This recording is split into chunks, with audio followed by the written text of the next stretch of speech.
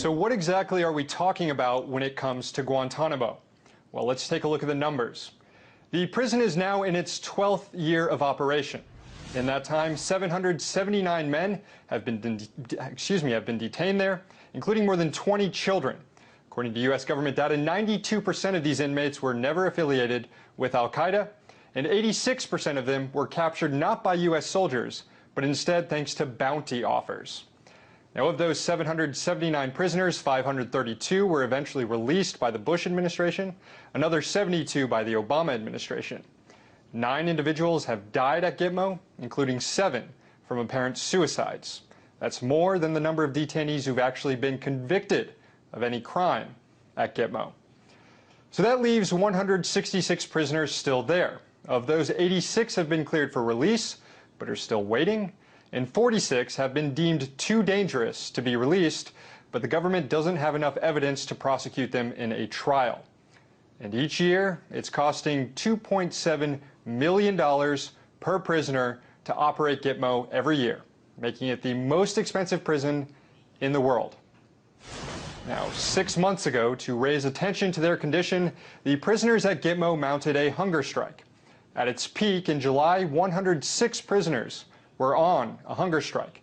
That's more than 2/3 of the entire prison population. And 45 were being force-fed, a procedure that's been described as inhumane or even torturous by organizations like the UN and the American Medical Association. Today, the latest numbers from the U.S. Army show that 57 prisoners remain on hunger strike, 41 still being force-fed, and 1 hunger-striking detainee is being observed in the hospital.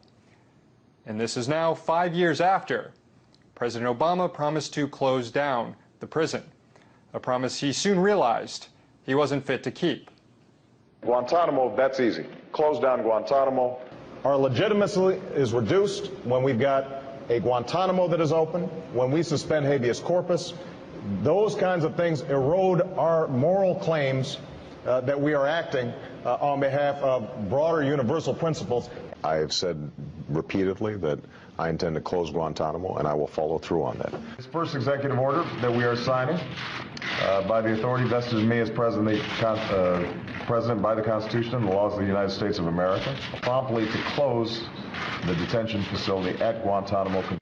I knew when I ordered Guantanamo closed that it would be difficult and complex. It was always our intent to transfer detainees to other countries only under conditions that provide assurances that our security is being protected. It is not a surprise to me that we've got problems in Guantanamo, which is why when I was campaigning in 2007 and 2008, and when I was elected in 2008, I said we need to close Guantanamo. Now, Congress determined that they would not let us close it. I'm about to address it. Commander-in-Chief, let me address it. Close Guantanamo today. The voice of that woman is worth paying attention to. Obviously,